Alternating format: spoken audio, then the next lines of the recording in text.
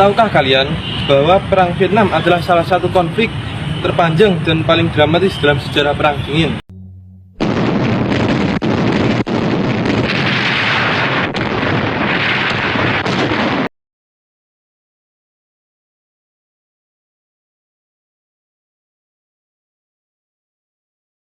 Perang ini bukan sekedar pertempuran saudara, tapi medan adu kekuatan antara ideologi barat dan komunis.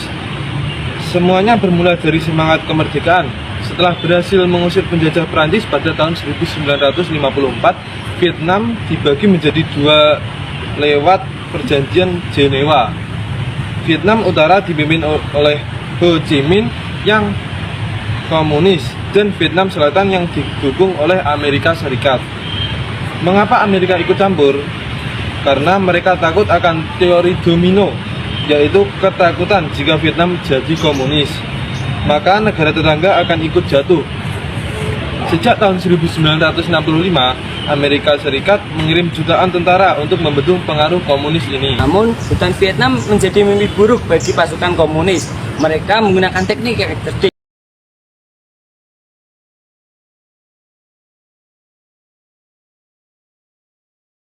Meskipun Amerika Serikat unggul dalam teknologi dan senjata, mereka sulit menaklukkan medan yang ekstrim. Nah, tekanan politik di dalam negeri akhirnya memaksa Amerika menarik diri pada tahun 1973. Tanpa sokongan Amerika Serikat, Vietnam Selatan runtuh pada tahun 1975. Nah, Vietnam akhirnya bersatu kembali sebagai negara komunis hingga saat ini.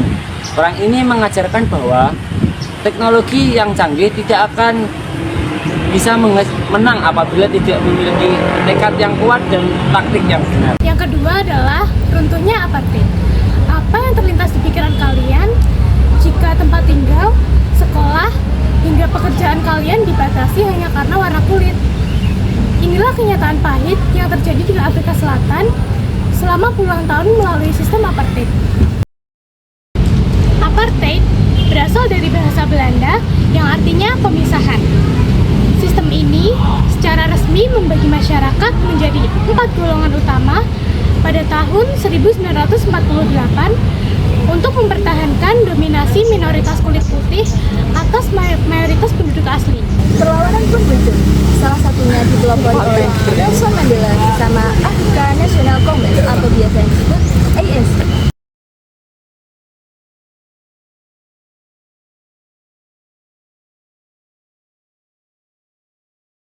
Akibat perjuangannya menurut kesetaraan, Mandela harus mendekam di penjara selama 27 tahun. Berkat tekanan dunia internasional dan perjuangan yang tak henti, Presiden F.W. de Klerk akhirnya melakukan reformasi besar pada tahun 1990. Ia membebaskan Mandela dan mencabut undang-undang apartheid. Sejarah baru tercipta pada 10 Mei 1994 saat Nelson Mandela terpilih sebagai presiden kulit hitam pertama, menandai berakhirnya era apartheid dan dimulainya perjuangan untuk keadilan hidup bagi seluruh ras Afrika di selatan. Uni Soviet pernah menguasai seperenam daratan bumi, namun runtuh hanya dalam waktu semalam.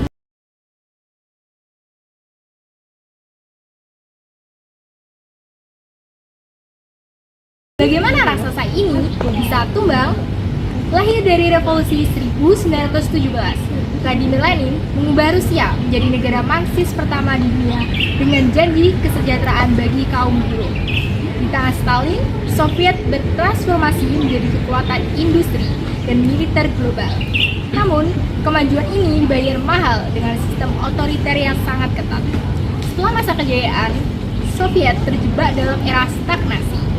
Ekonomi macet, korupsi merajalela, dan rakyat meleleh dengan janji-janji ideologi. 1985, Mikhail Gorbachev muncul dengan ide berani, yaitu glasnost atau keterbukaan dan perestroika atau restrukturisasi. Keterbukaan membuat rakyat berani menuntut kemerdekaan. Pada Desember 1991, bendera Palu Arit diturunkan untuk terakhir kalinya di Kremlin. Uni Soviet resmi bubar menyisakan 15 negara baru. Bukti bahwa kekuatan militer saja tak cukup menjaga kota tanpa fondasi ekonomi yang sehat. Di Jerman, tahukah kamu bahwa Jerman pernah terpisah menjadi dua negara, selama puluhan tahun,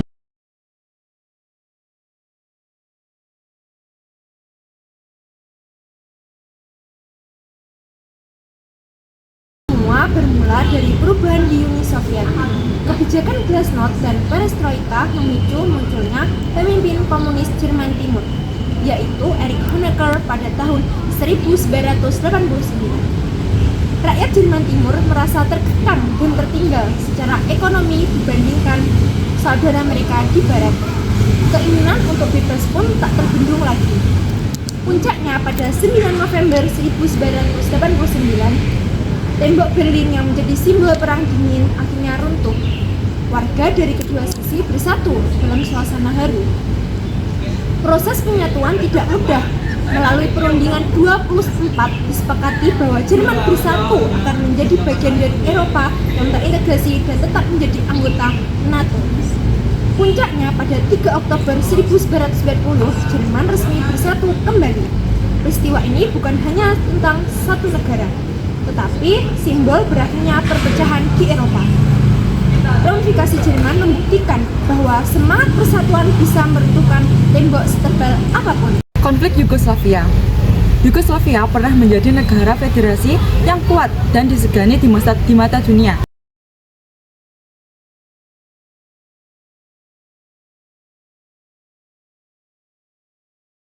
Namun, sebuah konflik besar mengubah segalanya.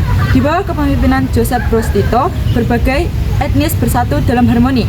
Namun, keadaan berubah drastis setelah beliau wafat tanpa meninggalkan pewaris kepemimpinan yang kuat.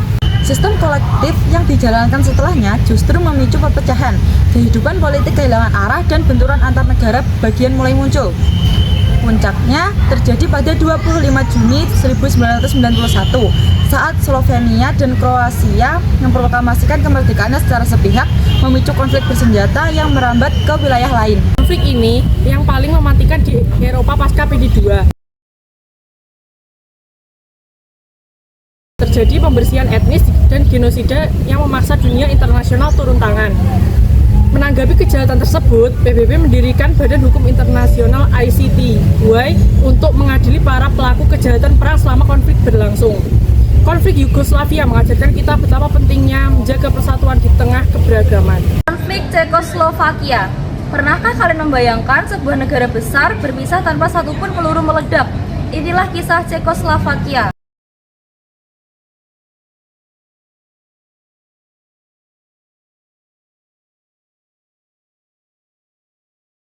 Berdiri tahun 1918 setelah runtuhnya Kekaisaran Austria-Hungaria, Cekoslovakia menyatukan dua etnis utama, Ceko yang industrialis dan Slovak yang agraris. Tahun 1968, Alexander Dub mencoba melakukan reformasi yang dikenal sebagai musim semi prahara. Sayangnya, ini Soviet menghentikan dengan inisial militer. Puncaknya terjadi pada 1989 melalui reformasi Beludru yang damai. Rezim komunis akhirnya tumbang dan tokoh reformasi Václav Havel naik menjadi presiden. Meski sudah demokrasi, perbedaan visi ekonomi dan nasionalisme tetap ada. Pada 1 Januari 1993, mereka sepakat berpisah secara baik-baik yang dikenal sebagai Velvet Divorce. Kini Ceko dan Slovakia hidup berdampingan sebagai sahabat di Uni Eropa.